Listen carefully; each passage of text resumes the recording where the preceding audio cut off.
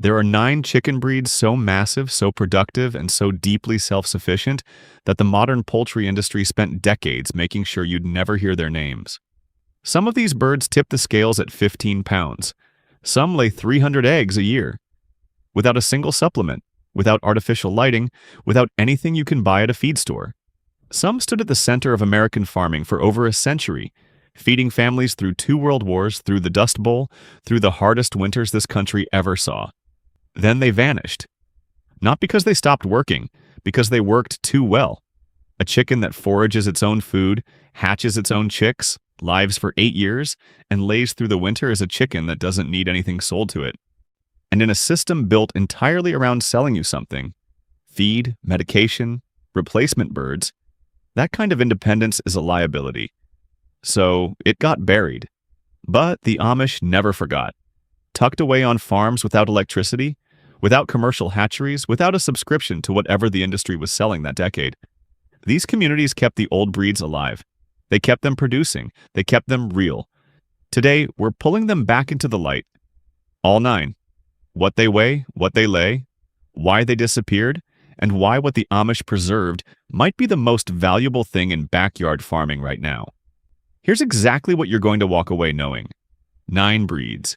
Each one with a distinct physical profile, a production record, and a story the commercial hatchery industry has no interest in telling you. And some of these birds are gentle enough for a child to carry. Some are so disease-resistant, they've been documented living on open pasture for years without a single antibiotic intervention. One set a world egg-laying record in 1923 that has never officially been beaten. Not by any hybrid, not by any modern production bird. You're going to know all of it. And by the end, you'll understand not just which breeds fit your situation, but why the system built today needs you to raise something else instead. Let's start at the top. Breed 1. The Brahma, the king, that ran American tables for 80 years, before there was a Cornish cross, before there were commercial hatcheries shipping day-old chicks in cardboard boxes. Before any of that, there was the Brahma, and they called it the king of all poultry. Not as marketing, not as hype. As a simple statement of fact that anyone who raised one could verify in about 10 minutes of observation. Brahma roosters reach between 10 and 12 pounds. Some bloodlines push further. Historical records from the mid-1800s document individual birds hitting 18 pounds. They stand nearly 30 inches tall, built wide and deep, with feathered legs and a calm, deliberate presence that makes most other roosters look frantic by comparison. In 1852, a Boston poultry merchant named George Burnham sent 9 Brahmas to Queen Victoria as a diplomatic gift. The reaction was not polite appreciation. It was something closer to obsession. Within months, Brahma prices in America exploded, from $12 a bird to over $150. In today's money, that's roughly $5,000 for a pair of chickens. People were paying it. From 1850 to 1930, the Brahma was the #1 meat bird in the United States. 80 years at the top of the table. No breed has matched that run before or since. But here's what gets left out of that story. Brahmas are winter layers. When cold weather shuts down production in almost every other breed, Brahmas keep going. October through May, consistent, reliable. 150 to 200 eggs a year, medium to large. Now brown, arriving precisely when every other bird in the coop has gone quiet. So why did they nearly disappear? The Livestock Conservancy listed them as endangered for decades. They only came off the critical list in 2023. The answer is time. Brahmas take 9 months to reach full size.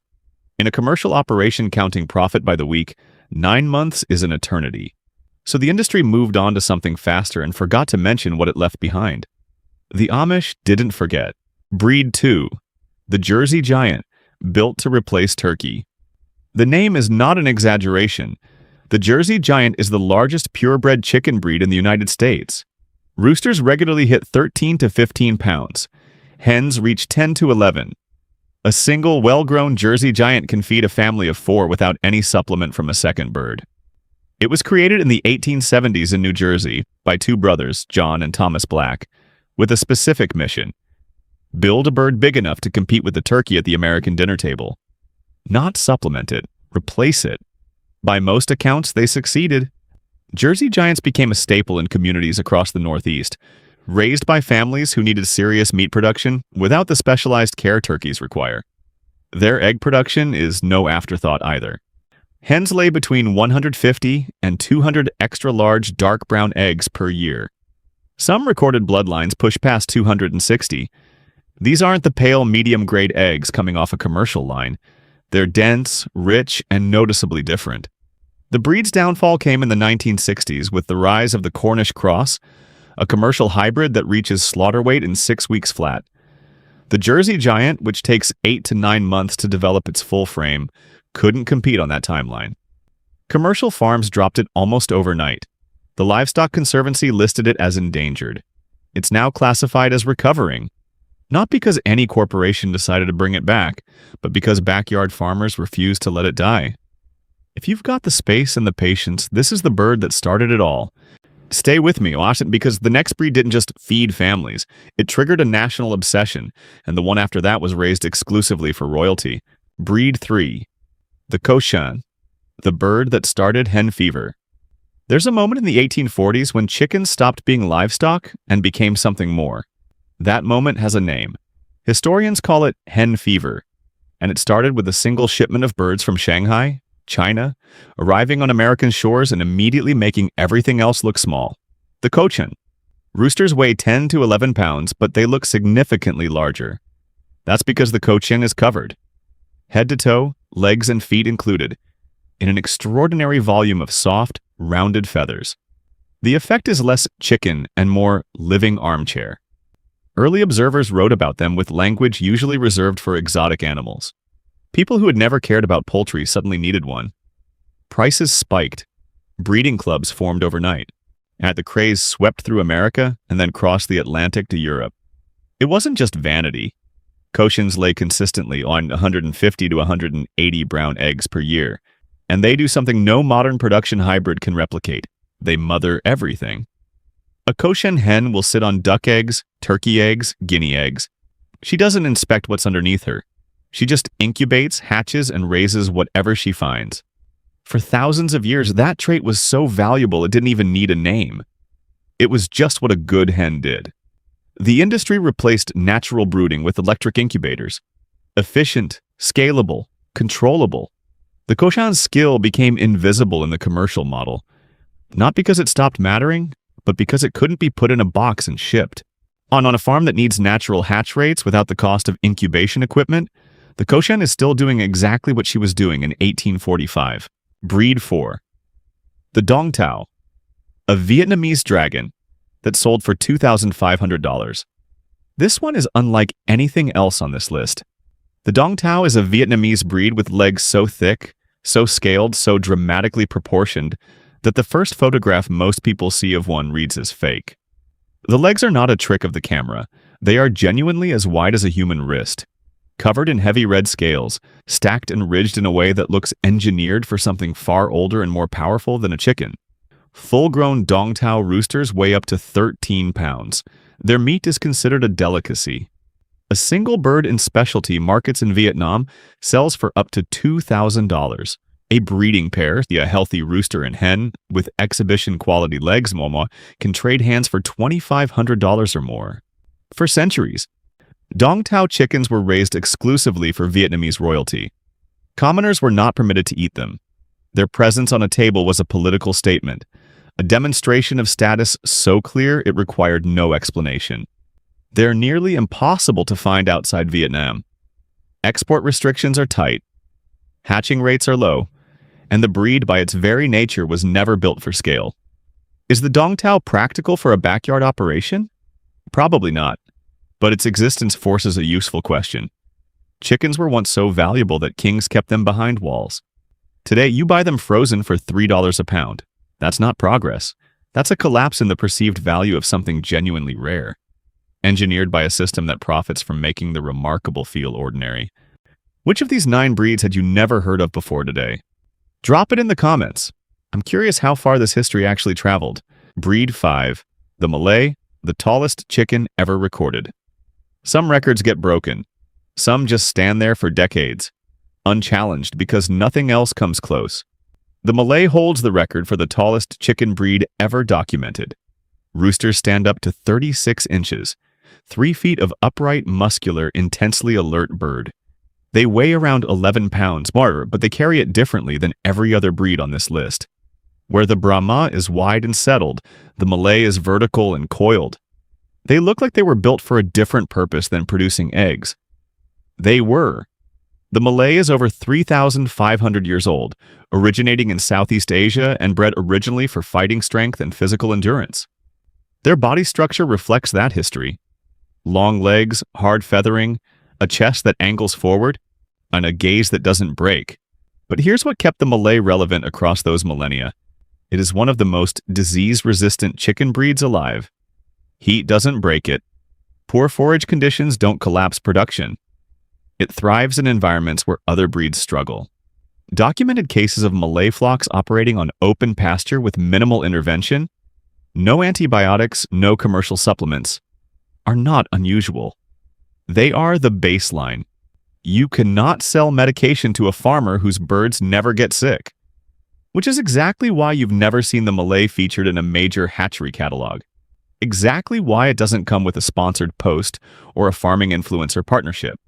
It's not commercially interesting, it's only genuinely useful. The next 3 breeds are where this gets serious. Each one directly threatens a different revenue stream the commercial poultry model depends on. Keep watching. Breed 6. The Langshan, the bird that barely needs the feed store. Born in China. Brought west in the 1800s. Almost completely invisible in modern hatchery catalogs. The Langshan is a tall, upright bird. Roosters around 10 pounds. With black feathers that flash an almost iridescent green in direct sunlight. It carries itself with a posture that looks more stately than functional, which is misleading. The Langshan is one of the most quietly efficient foragers on this entire list. Hens produce around 180 dark brown eggs per year. Some Langshan eggs carry a faint purple-pink bloom on the shell, an unusual trait that shows up in no other breed with consistency. It's subtle, but once you've seen it, you don't forget it. Cold weather doesn't significantly impact Langshan production. They're calm, manageable birds. Not flighty, not aggressive. Which makes them straightforward to integrate into a mixed flock. Here's the number that matters. On quality pasture, a Langshan can source the vast majority of its own nutrition. Insects, seeds, plant matter, whatever the land offers. Supplemental feed drops to a fraction of what modern hybrids require. A bird that barely visits the feed store is a bird the feed industry has no reason to advertise. It's that simple. No conspiracy required. Just math. Breed 7. The Orpington. The 70% bird. In 1886, a British poultry breeder named William Cook set out to build one thing. The perfect dual-purpose bird. He meant a bird that delivered serious meat production and serious egg production in a single animal. With a temperament calm enough for any farmer to manage without incident. He spent years on it. He succeeded completely. The buff Orpington, named for its warm golden plumage, became one of the most beloved chicken breeds in history, spreading from England across America and into farming communities worldwide. Orpington roosters reach around 10 pounds. Hens lay roughly 250 eggs per year.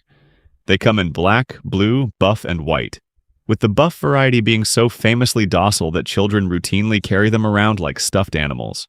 That last detail is not incidental. A breed gentle enough for children to handle safely is a breed that fits naturally into small farm and homestead life without requiring specialized management. But here's the number the industry quietly glosses over. On well-managed pasture, Orpingtons can source up to 70% of their own diet. 70%. That's 70% less commercial feed purchased, 70% less revenue for the companies whose business model depends on you buying a bag every 2 weeks.